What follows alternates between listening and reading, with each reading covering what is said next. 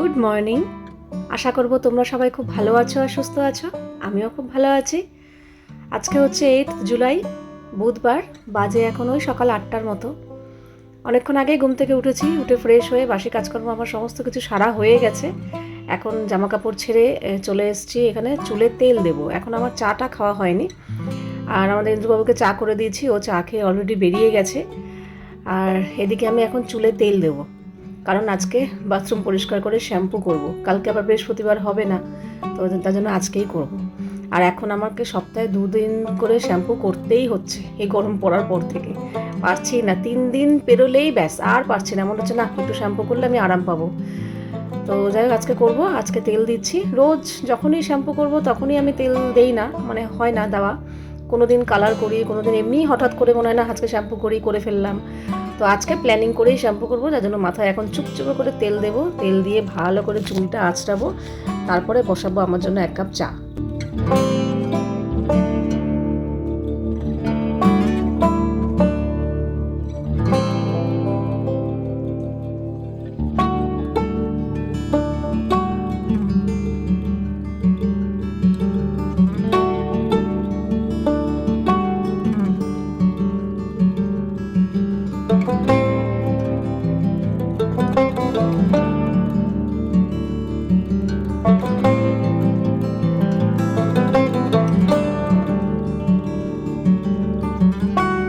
তো চলো, চুলে তেল দেওয়া হলো। আর চুলে তেল দেওয়া মানেই যখনই আঁচড়াবো বেশ ভালো পরিমাণ চুল পড়ে নিচে, সেগুলো তুলে আবার ফেলতে হয়। ভালো, এখন চুলটা ছোট আছে, কম চুল পড়ে। চুল যত বেশি থাকে তত আরও বেশি চুল পড়ে, তাই জন্য তো ছোটো করে ফেলেছি। কিন্তু ছোটো করে ফেলার পরেও আবার চুল বেড়ে গেছে। আমার একটু চুল তাড়াতাড়ি বাড়ে। তো যারা চায় যে চুল বাড়ুক তাদের বাড়ে না, আর আমি চাই যে না বাড়ুক, বাড়লেই কেটে ফেলি। ওটাই হয়, ভগবান মানে যে যেটা চায় তাকে সেটা দেয় না, যে যেটা চায় না তাকেই সেটা দেয়। তো যাই হোক, চুলে তেল ঠেল দিয়ে চা খাওয়া হলো 1 কাপ। তারপরেই এখন চলে এসেছি, এখন বেশি বাজে না কিন্তু 8:30টার মতো বাজে, চলে এসেছি রান্নাঘরে। আজকে আমার একদম ধুমাধার রান্নাঘরে কাজ হচ্ছে সকাল সকাল। কোনোদিন তো তোমরা দেখোনি যে এত সকালবেলা এত রান্নাবান্নার আয়োজন নিয়ে আমাকে বসতে। আমার আস্তে আস্তে রান্নাঘরে 10টা, 10:30, 11টা এরকম বেজে যায় দুপুরের রান্না।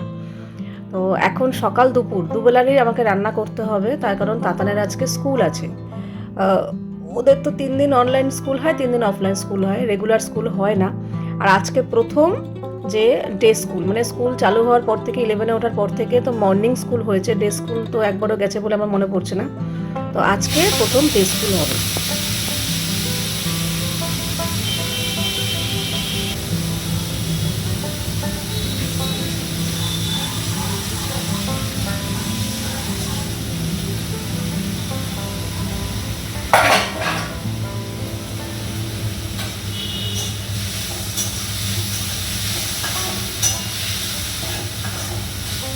ওদিকে রান্না বসিয়ে দিয়ে এখানে ওল সেদ্ধ আমার হয়ে গেছিলো, তাই ওলটাকে এখন মাখবো। নুন, তেল আর কাঁচা লঙ্কা দিয়ে মেখে রেডি রাখবো, তারপরে পরের রান্না।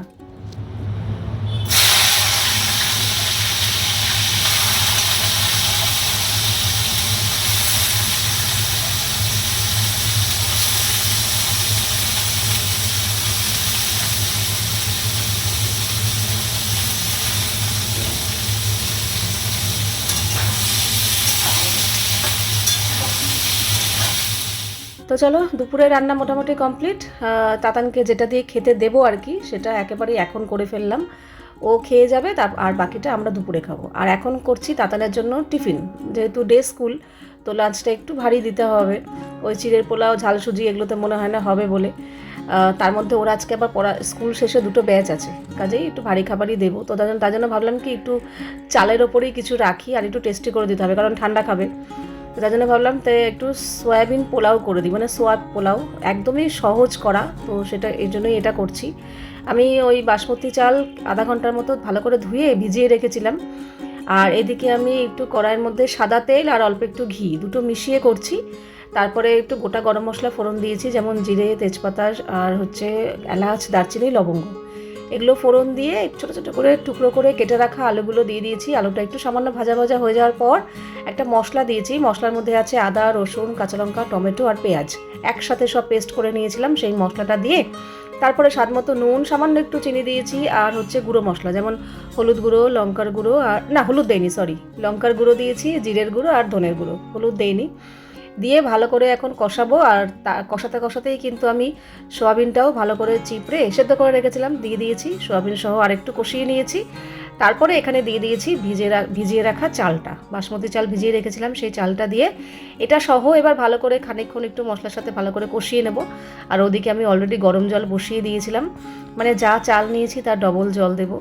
আমি 1 কাপ চাল নিয়েছিলাম, তো 2 কাপ পুরোপুরি দেয়নি, তার থেকে একটু কম দিয়েছি, কারণ চাল ভিজিয়ে রেখেছিলাম সেখানেও সামান্য একটু জল থাকেই। 2 কাপের থেকে একটু কম জল, গরম জল করে দিয়ে দিলাম। দিয়ে এবার ভালো করে মিশিয়ে একটু ঢাকা দিয়ে দেবো। ও হ্যাঁ, তার আগে দুটো জিনিস অ্যাড করব। এই ফ্লেভারটা হলে একটু ভালো লাগবে খেতে, সেটা হচ্ছে একটুখানি গোলাপ জল দিলাম আর একটুখানি কেওড়া জল দিয়েছি। কোনো বিরিয়ানি মশলা, মিঠা আতর এইসব কিন্তু দেইনি, তাহলে বিরিয়ানি হয়ে যাবে। আমি এটা বিরিয়ানি করতে চাই না, পোলাও করতে চাই, কিন্তু ফ্লেভারটা যাতে ভালো লাগে তাই জন্য এই দুটো জল একটু অ্যাড করলাম অল্প অল্প করে, ভালো করে মিশিয়ে দিয়ে চাপা দিয়ে রেখে দেবো। 10 থেকে 15 মিনিটের মধ্যেই কিন্তু আমার একদম ঝরঝরে সোয়া পোলাও রেডি। এটা রান্না করতেও সোজা, আর যাকে দেবে সেও খুব সুন্দরভাবে খাবে। তো তাতানকে ওইটাই দিয়ে দেবো টিফিনে। আর এখানে তাতানের ভাত বেড়ে নিয়েছি, ওল মাখা, লাল শাক ভাজা আর হচ্ছে উচ্ছে কুমড়ো ভাজা। এটা দিয়েই তাতানকে আজকে সকালে যাবি খেয়ে স্কুল যাচ্ছে। আস্তে আস্তে আস্তে। বাজে এখন 11টা 15। এই ফাইনালি আমার সকালের কাজকর্ম হলো, তাও কি বাসন রাখা হয়নি। পূজাও আজকে দেরি করে এসছে, মানে ওকে বলেছে দেরি করে আসতে। অন্য সময় ও নিচে অল্প একটু সেরে ওপরে চলে আসে, আমি বলি ওপরে তাড়াতাড়ি সেরে দিবি। আজকে ওকে ফোন করে বলেছি একটু দেরি করে আয়, কারণ তাতানের খাবার টাবার করছিলাম, ও যতক্ষণ না বেরোবে ও আসলে আবার আমি অসুবিধা হয়ে যাবে। ও দেরি করে এসছে, তাই জন্য বাসনও দেরি করে মাজা হয়েছে, জল ঝরেনি। এখানেও রয়েছে, এগুলো আমার, এগুলো আমি রেখেছি সব, রান্না করে করে ধুয়ে ধুয়ে বাসন রেখেছি এখানে। তো একদিকে সকালে একটু দেরি হলো ঠিকই, আমার এডিটরি এখন এডিট নিয়ে বসবো, কিন্তু আরেকদিকে নিশ্চিন্ত, দুপুরের অনেকটা রান্না হয়ে গেছে, এখন শুধু মাছ করলেই হয়ে যাবে। মাছটা বার করতে হবে ফ্রিজ থেকে। আর এই যে এই সোয়াবিনের পোলাও নিয়ে আমি বসলাম, একটু বেশি করেই করেছিলাম ইচ্ছে করে, তাতানকে একটু বেশি করেই দিয়েছি, আর পূজাকেও দিলাম। আর এই যে আমি এটা খাবো, খেতে খেতে এডিট করব, তারপরে ঢুকবো রান্নাঘরে। এখন তো শুধু মাছ করবো, বেশিক্ষণ লাগবে না, তবে তারপরে বাথরুম পরিষ্কার করে শ্যাম্পু করতে হবে আজকে। আর আজকে না হেভি হাওয়া দিচ্ছে, মেঘলা তো ওয়েদার আছেই, প্লাস হেভি মাঝে মাঝে দমকা বেগে হাওয়া দিচ্ছে, ভালো লাগছে বেশ। বেজে গেছে 12:30টার ওপরে, রান্নাঘর অগোছালো, সব অগোছালো, কিন্তু আমাকে এখন রান্নাটা বসাতেই হবে, কারণ ইন্দ্র এসে যাবে, খাবে। বাকি সব রান্না তো হয়েই গেছে, এখন শুধু এই মাছটা করব। এটা আগের আনা মাছ, কালকের না, সেই আগের বার বাজার করে কাচকি মাছ এনেছিল, এটা আর করাই হয়নি। মাছটা তো ধোয়াই ছিল, আবার একটু ধুয়ে নুন হলুদ মাখালাম। আর মাছের জন্য সরু সরু করে বেগুন কেটেছি, আলু কেটেছি, লম্বা লম্বা করে পেঁয়াজ কেটেছি, কাঁচা লঙ্কা চিড়ে রেখেছি, টমেটো আর কয়েক কোয়া রসুন রেখেছি। এটা থেতো করে ফোড়নে দেব, কালো জিরে আর রসুন ফোড়ন দিয়ে এই মাছটা একটু ঝাল ঝাল করে করব। তো চলো, সব রান্না তো হয়েই গেছে, তরি তরকারি সব এখানেই রয়েছে, টেবিলে নেওয়ার মতো পজিশন নেই, টেবিল ফাঁকা করব রান্না করতে করতে। তো চলো আগেই মাছটা বসিয়ে দিই।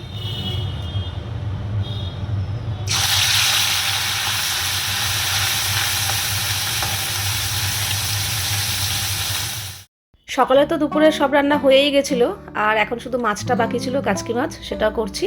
মশলা দিয়ে কষানো হয়ে গেছে, ভেজে রাখা মাছ আর বেগুনটা দিয়ে দিলাম, দিয়ে একটুখানি চাপা দেওয়া থাক। আর এখানে সব খাবারগুলো তো টেবিলে আনতে পারিনি, টেবিলটাও পুরো অগোছালো ছিল, বাসন কোসনে ছড়ানো ছিটানো। তো এই দিকটা আমি রান্না করতে করতে গুছিয়ে নিয়েছি, টেবিলে পরিষ্কার করে ফেলেছি, মুছে নিয়েছি, রান্নাঘরের বাসন পরিষ্কার হয়ে গেছে। এবার সব খাবারগুলো টেবিলে এনে রাখি, এবার রান্নাঘরটাকে আমাকে ফাঁকা করতে হবে, কারণ এখন রান্না শেষে রান্নাঘরটাকে পরিষ্কার করবো। তো তার আগে চলে যাব এখন জামা কাপড় মেলতে। এত কাজের মাঝখানে আজকে সকালবেলা জামা কাপড় মেলতেই ভুলে গেছি। সেই সাত সকালে জামা কাপড় কাচা হয়ে গেছে, ঘুম থেকে উঠেই জামা কাপড় কাচতে দিয়ে দিই, যে পরে মেলতে দেবো পূজার কাজ হয়ে গেলে। কিন্তু ওই যে আজকে তাতান স্কুলে যাবে, ওখানে হুড়োহুড়ি গেছে, পূজাও আজকে একটু দেরি করে এসছে, তারপরে আবার আমি এডিট নিয়ে বসেছি, খেয়েছি, আবার রান্নায় চলে গেছি, জামা কাপড়ের কথা একদম ভুলে গেছি। এই এখন মনে পড়লো, না তাহলে ওখানে মাছটা হচ্ছে হোক, ততক্ষণে জামা কাপড়গুলো মেলে দিই। রোদ তো নেই একদম, কিন্তু আজকে বেশ ভালো হাওয়া আছে, তো হাওয়াতে মোটামুটি শুকিয়ে যাবে সারাদিন যদি মেলা থাকে। আর আজকে দেখো ভেবেছিলাম তাতান যখন স্কুলে যাবে ওকে সিদ্ধ ভাত খাইয়ে পাঠাবো, নর্মালি এটাই করব, বেলাতে স্কুল গেলে সিদ্ধ ভাত খাইয়েই পাঠাবো, তারপর তো স্কুল থেকে এসে দুপুরে আমি যা রান্না করবো সেটা খাবে। কিন্তু আজকে আমি এটা কেন করেছি হুড়োহুড়ি করে, তার কারণ হচ্ছে তাতানের ওই যে বললামই 2টো ব্যাচ পড়া আছে। এবার দেখো, এবার যদি ওকে সিদ্ধ ভাত খাইয়ে পাঠাতাম আর আমরা যখন দুপুরবেলা খেতে বসবো তখন এই যে এই লাল শাক ভাজা ওল এইসব খাবো, তখন আমাদের খারাপ লাগবে, বিশেষ করে আমার তো খারাপই লাগবে যে তাতান, তার মধ্যে তাতান আবার লাল শাক ভাজা খেতে ভালোবাসে, তো ও তো খাবে না, রাত্রে এসে নিশ্চয়ই এগুলো খাবে না, তো ওর আর খাওয়াই হবে না। তো তার জন্যই তাড়াহুড়ো করে আজকে দুপুরের রান্নাটা একেবারে সকালবেলা করেছি, যাতে ওকেও খাইয়ে পাঠাতে পারি, আমাদের মনটা খারাপ না লাগে যে না ঠিক আছে আমরা যেটা দুপুরে খাচ্ছি ও সেটা সকালে খেয়ে গেছে। আর মাছ তো আর ও খাবে না, কাজে ওটা নিয়ে আর প্রশ্ন নেই। তখন যদি বাড়িতে থাকতো কিংবা স্কুল থেকে আসতো তাহলে ওর জন্য আমাকে আরও একটা রান্না আলাদা করে করতে হতো। এখানে গাছের ডালটা কেটে দিচ্ছে, গাছের ডালটা না পুরো জানলার ভেতরে ঢুকে যাচ্ছে, এরকম হলে না পোকামাকড়, বর্ষাকাল একেই পোকামাকড় সাপ খুব ঢুকে যাওয়ার ভয়। জানলা খোলা থাকে, দেখো লেগে যাবে হাতে। ও তো হাত দিয়েই হয়ে গেল। হ্যাঁ আমি এবার ছড়িয়ে এনেছিলাম। হ্যাঁ এবার ঠিক আছে, দেখি এই জানালা খোলো, দেখি এদিকটা ঠিক আছে পুরো। হ্যাঁ তাই তো বললাম, হ্যাঁ দেখি এই গাছের মধ্যে লাউ ডোকা সাপ। দুটো ইন্দ্র খেয়ে দিয়ে বেরিয়ে গেল, আমি রান্নাঘরটা ভালো করে পরিষ্কার করে নিয়েছি। রান্না বলতে তাতানোরও খাওয়া হয়ে গেছে সকালে, ইন্দ্রবাবু খেয়ে গেল, এটা শুধু আমার রান্না রয়েছে। এই যে লাল শাক ভাজা, লাল শাকটা তো একদমই কম হয়েছে, তাও 3জনে মিলেই খাচ্ছি। উচ্ছে কুমড়ো ভাজা, আর এই হচ্ছে ওল মাখা, সবই আমার। তবে মাছ অনেকটা আছে, এতটা আমি খেতে পারবো না, আমি যা খাবো খাবো, বাকিটা থাকবে। কাচকি মাছ, এই রান্না। এখন বেজে গেছে প্রায় 3টের মতো, আমি ওই 2টোর সময় রান্নাবান্না সেরে ইন্দ্র বেরিয়ে গেছে, তারপরে আমি স্নান করতে ঢুকেছি। বাথরুম পরিষ্কার করেছি, জলের যে ড্রামটা থাকে যেটাতে সবসময় জল ভরে রাখি, সেই জলটা ফাঁকা করে বা ড্রামটা ভালো করে মেজে ধুয়ে ঘষে তারপর পরিষ্কার করে আবার জল ভরে রেখে দিয়েছি, ওটা বিপদের সময় কাজে লাগে। টেবিল পরিষ্কার। আর এই যে এখন আমি একটা শশা কেটেছি, তাতান বাড়িতে থাকলে ও আর আমি 2জনে মিলে খাই, তো আজকে আমি একাই খাবো, ঘর পুরো ফাঁকা। চলো একা একা একটু টিভি এনজয় করব, সাথে আজকের ওয়েদার তো একদম দারুণ। সন্ধ্যাবেলা এখানে আমাদের ফুচকা চলে এসছে, তোজো গিয়ে ফুচকা নিয়ে আসলো, আজকে দিদিকে ছাড়াই আমরা ফুচকা খেয়ে নেবো। দিদি যেদিন ছুটে যাবে ও দিদি আবার অন্য সময় খেয়ে নেবে এখানে, সেদিন আরেকদিন খাই দেবে। ফুচকা খাওয়া হবে এখন, ধর এটা। এই হচ্ছে আমাদের ফুচকা, এখন হবে আমাদের ফুচকা পার্টি। এইটা আমার, এটা ওর, যে যার মতো নিয়ে খাবে। ও সব কিছু মাপ ঝোপ করে বেশি বেশি নিয়েছে, বলুন যেটা বেশি সেটা আমার, টক জল বেশি, আলু বেশি। ফুচকা এখন অবধি সমান সমান আছে। চলো দেখি যদি আমার ফার্স্ট হয়ে যায় তাহলে আবার আবার আমার উপর অ্যাটাক হবে। নাও হামলে পড়ো এবার, আর অপেক্ষা করা যাবে না।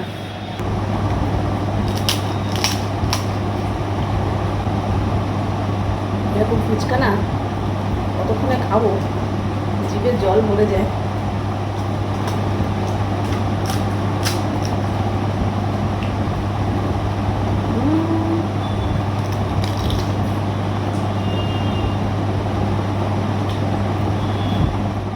ফুচকা খেতে আমি বরাবরই ভালোবাসি, তবে হ্যাঁ এখন কিন্তু মানে সময়ের সাথে সাথে আগের মতো অতটাও খেতে পারি না, আগে যেরকম পরিমাণে খেতাম পরিমাণ এখন অনেকটাই কমে গেছে। আর সব সময় ইচ্ছাও করে না, আগে যেমন সব সময় আমাকে সকালে ফুচকা দিলেও সকালে খাবো, সেই ব্যাপারটা কিন্তু এখন অনেকটা কমে গেছে। তবে হ্যাঁ ফুচকার প্রতি প্রেম ভালোবাসা আমার এখনও আছে।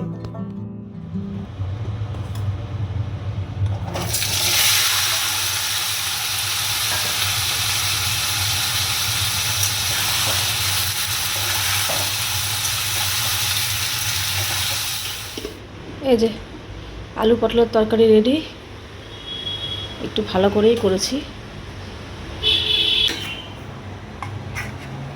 নামানোর আগে গরম মশলা দিয়েছি, আর এখানে কিন্তু আটা মাখাও হয়ে গেছে রাতের। বেজে গেছে 12টা, এবার গা দেবো, বেশ গরম লাগছে, ঘেমেও গেছি, তারপর শুতে যাব। যে যার মতো শুয়ে পড়েছে, অনেকক্ষণ বসে বসে মোবাইল দেখছিলাম, ওরা অনেকক্ষণ আগেই শুয়ে পড়েছে, আমিও চাইলে অনেকক্ষণ আগে শুয়ে পড়তে পারতাম, কিন্তু মনটা না ভাল লাগছে না। এই হচ্ছে মা, সন্তানকে শাসন করব, বকবো, মারবো, সব ঠিক আছে, কিন্তু যেই মানে কিছুক্ষণ পেরিয়ে যায় তখন মনটা এত খারাপ লাগে, কিন্তু সেটা তো বোঝাতে দেওয়া যাবে না। তাতানকে আজকে বকেছি বলতে বেশ ভালো মতোই বকেছি। এত রাগ উঠে গেছে বলো তো। ও ওর তো আজকে ডাইরেক্ট স্কুল থেকে 2টো পড়া ছিল, আস্তে আস্তে রাত হয়েছে। তো ওকে বলেইছিলাম সন্ধ্যাবেলা কিছু খিদে পেলে যখন 1টা বাজে ঢুকবি তার আগে কিছুটা খেয়ে ঢুকিস। তো ও না মোমো খেয়েছে। তো এবার সেটা তো অনেকক্ষণ হয়ে গেছে।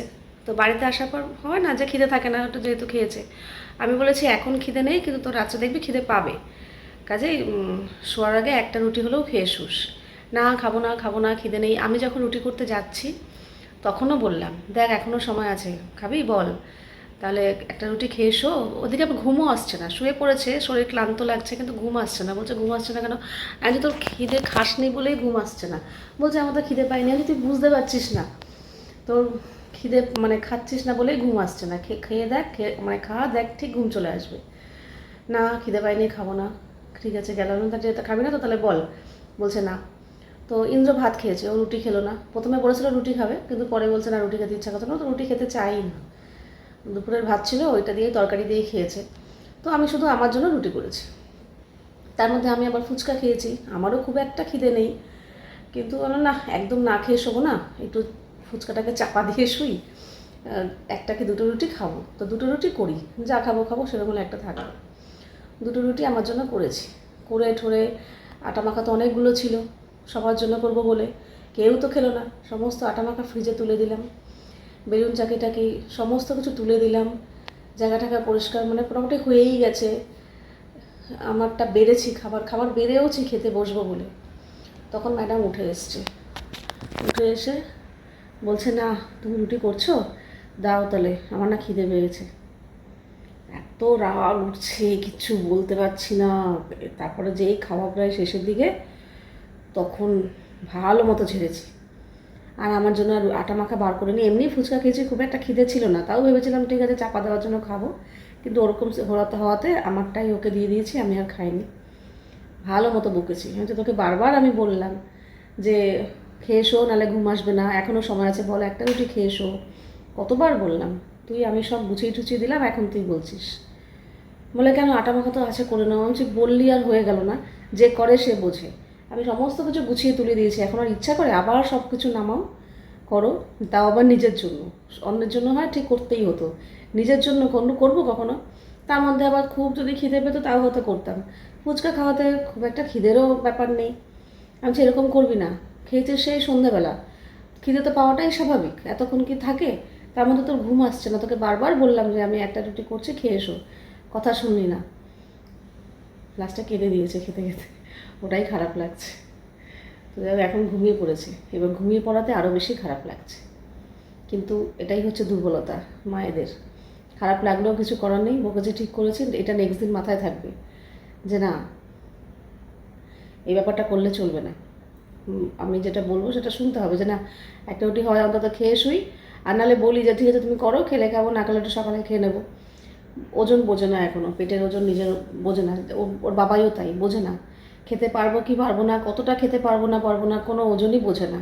খিদে পেলে তখন বোঝে, খুব বাজে জিনিস এটা। যাক গিয়ে, এই জন্যই বসে বসে একটু মোবাইল টোবাইল দেখছিলাম, মনটা ভালো ছিল না, মনটা খারাপ হয়ে গেছিলো, একটু বকলাম তো। তার মধ্যে খেতে বসে কেঁদে দিয়েছে। বলছে ও প্রথমে ভাবেনি যে ওটা আমি আমারটা ওকে দিয়ে দিয়েছি, ও ভেবেছে আমি করবো আবার, কিন্তু যখন শুনেছে যে আমি করবো না, আমি খাবো না, তখন কেঁদে দিয়েছে। হ্যাঁ মাম তুমি খাবে না, আমি যদি জানতাম তুমি আর করবে না, খাবে না, তাহলে আমি খেতাম না, বলে কেঁদে দিয়েছে। আমি বলছি না তুই খা। বলে তুমি তাহলে কী খাবে? তখন এক টুকরো পড়েছিল। বলে এটা খাও তাহলে। আমি তুই ভাবলে কী করে আমি এখন এক টুকরো রুটি খাবো? তুই খা। বলে তাহলে তুমি কী খাবে? কি? আমি বিস্কুট কিছুটা খেয়ে নেবো, আমার খিদেও নেই এমনিতেও, কিন্তু তুই যে কাজটা করলি এটা করবি না কখনো। এরকম হলে একটা রুটি অন্তত খেয়ে শুবি, আমার কথা শুনবি। একটা রুটি খাওয়া যায়, সেই সন্ধ্যাবেলা মোমো খেয়েছিস, না খাওয়ার কী আছে? খাবো না তো খাবোই না, কি বলবো আর।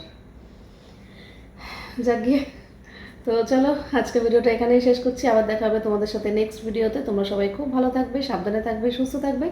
তাহলে love you all, good night and tata.